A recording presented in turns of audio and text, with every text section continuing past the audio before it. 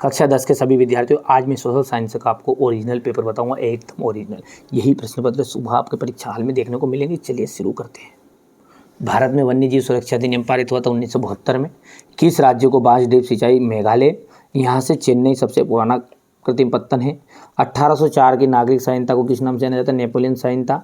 भारत में Simon commission का बहिष्कार किया गया क्योंकि उस कमीशन में कोई भी सदस्य भारतीय नहीं था। स्थानीय सरकार को कहा जाता है नगर कमेटी। यहाँ से आप देख सकते हैं इतना। इसके बाद में ये आपको कंप्लीट करना है, ठीक है भैया। इसके बाद में ये है रिक्ति स्थान, यहाँ से आपको कंप्लीट कर लेना है। तो यहाँ से अपन क्वेश्चन नंबर 2 को ध्यान से देखते हैं। हो गया ये। इसके बाद में सही जोड़ी की बात करें तो प्रथम विश्व युद्ध का जाएगा 1914 से 1918। सूती कपड़ा मिल, रिचर्ड आर्कराइट। बेल्जियम की जो भाषा है डच एवं फ्रेंच जाएगी।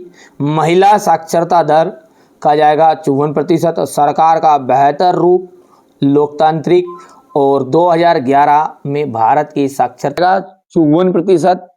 और सरकार का जो बेहतर रूप है वो कहलाएगा आपका लोकतांत्रिक। सबसे बेहतर रूप क्या है? लोकतांत्रिक है।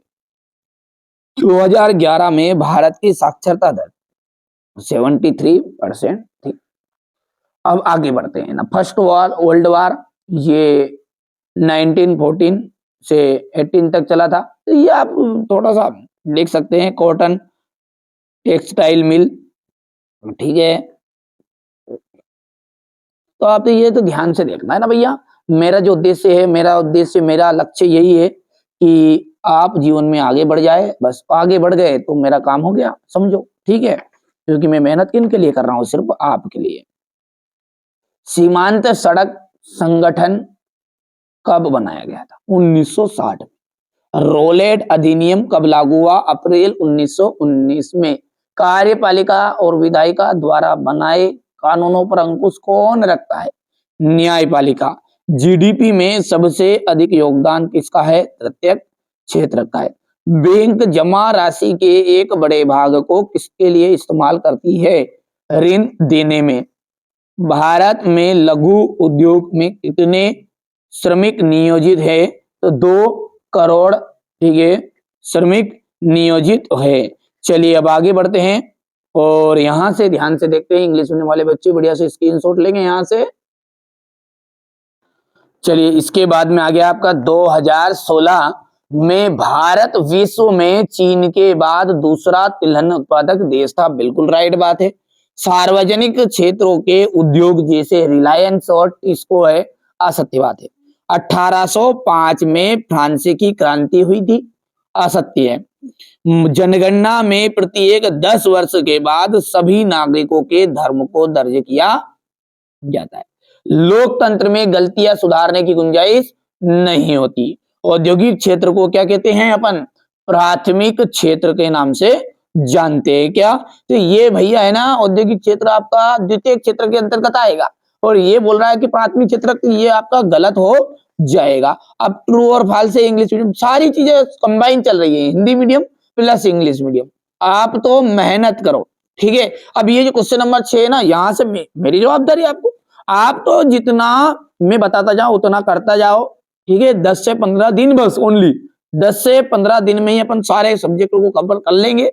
चाहे मैथ्स हो, चाहे इंग्लिश हो, चाहे हिंदी हो, संस्कृत हो, सब कुछ।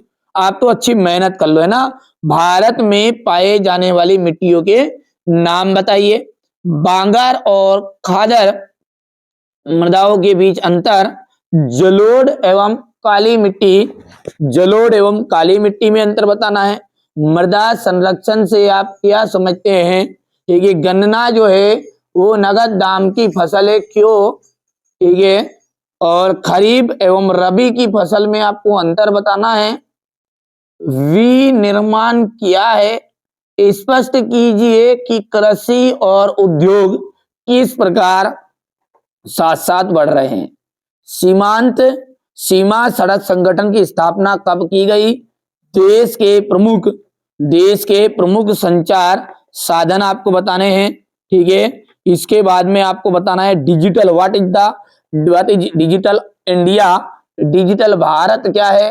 बंदरगाह और पतन में अंतर आपको बताना है। कॉर्न लॉ क्या था? कॉर्नलो क्या था भैया, है ना, आप जानते होंगे, वैसे सॉल्यूशन में बताऊंगा मैं, ठीक है, सारी चीजें वहां पर। कॉर्नलो क्या है, ब्रिटिश सरकार ने जो बड़े भूस्वामी है, जैसे जो बड़े बड़े काश्तकार में थे, जिनका 1000 एकड़ जमीन, 2000 एकड़ जमीन, 500 एकड़ जमीन, इन सबके दबाव में मक्का आती थी बाहर से, तो मक्का को बाहर से नहीं आने दिया। उनने कह दिया कि भाई साहब, अंग्रेज सरकार पे दबाव डाला, बड़े बड़े आदमी उनकी चलती थी, ऐसा नहीं है कि अंग्रेज चलाते, थोड़े बड़े बड़े जो थे राजा महाराजा है, जो बड़े बड़े काश्तकार, उनकी चलती थी उनके पास, तो जैसे ही चलती थी, ठीक है। तो उन्होंने मक्का के आयात पर रोक लगाने के लिए कानून बनाने के लिए कहा। अब ब्रिटिश सरकार ने कानून बनाया कि भाई साहब बाहर से कोई भी मक्का नहीं आएगी, तो उसको अपन कहते हैं कारण ला। ये सारी चीजें मैं सॉल्यूशन में समझाऊंगा। आयात शुल्क क्या है, बाहर से कोई भी चीजें जो आती है, जो सीमा पर टैक्स लगता है, बंदरगाहों पर टैक्स लगता है, उसे अपन आयात शुल्क कहते हैं। ब्रिटेन की महिला कामगारों ने स्पिनिंग जेनी मशीन पर हमले क्यों किए? सेठ हुकुमचंद कौन थे? वेलम और प्लाटेन से क्या से उल्मा व फतवा से आपका क्या आशय है? चलिए आगे बढ़ते हैं और अगला देखते हैं ध्यान से। त्रिपिटिका कोरियाना क्या है? पंचांग तथा गाथा गीत से क्या आशय है? प्राथमिक क्षेत्रक, द्वितीय क्षेत्रक और तृतीय क्षेत्रक को आपको उदाहरण सहित समझाना है।